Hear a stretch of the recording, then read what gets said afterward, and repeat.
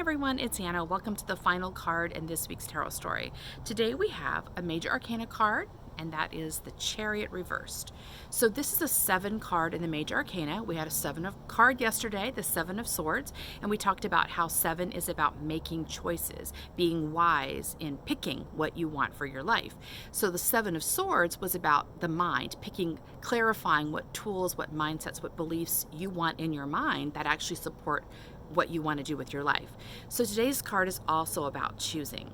The Chariot is it's the Chariot, right? It's a powerful vehicle for moving forward. Now in this image, it's not moving. These beasts of burden are sitting, they're waiting. This charioteer is looking over the horizon. He's examining what's possible. And I see this as him waiting for the spark of joy or passion to rise in him. What is it he really wants? So he's not going to move just for the sake of moving. Momentum on its own is not helpful. He is waiting for this powerful momentum of joy to speak to him. And once he gets clear on that, it's like immediately that vibration will translate to him and also to these beasts of burden. You see, he's not even holding reins, which means this is an intuitive process. Once the joy surfaces, immediately everything springs to action.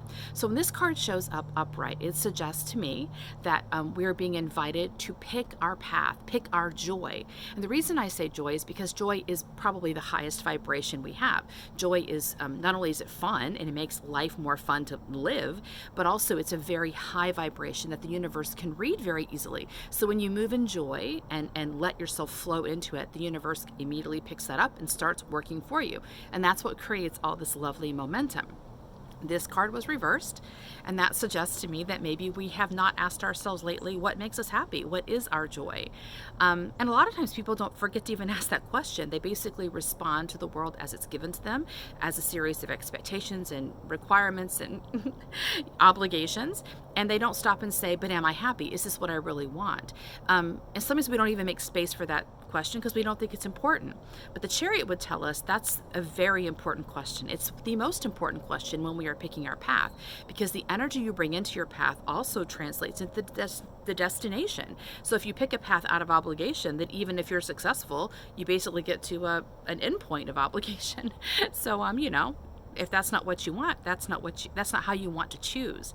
So this card would suggest that we need to really spend time letting ourselves sink into our own passion, our own fire, as the Queen of Wands showed up earlier in the week. This our own passion, our own fire, and letting it talk to us, even if it feels impossible. Even if we say, what makes me happy, there's no path forward into that. That's the mind challenging us. That we had the 7 of Swords yesterday. So the mind often pops up and says, there's no point in asking what makes me happy. I can't do what makes me happy. So knowing that your mind probably will object, just set it aside and use it as an exercise. But what's the thing that makes me feel most alive, most excited? Let yourself play with the idea. Let it start to rise up in you. And then you can always go back to the 7 of Swords and figure out what is blocking you. You don't want the mind to decide what's possible. You want the passion to decide what's possible and then get the mind to adapt. That's how we want to work things. Hope that's helpful to you, and I'll see you next time for our next tarot story. Bye.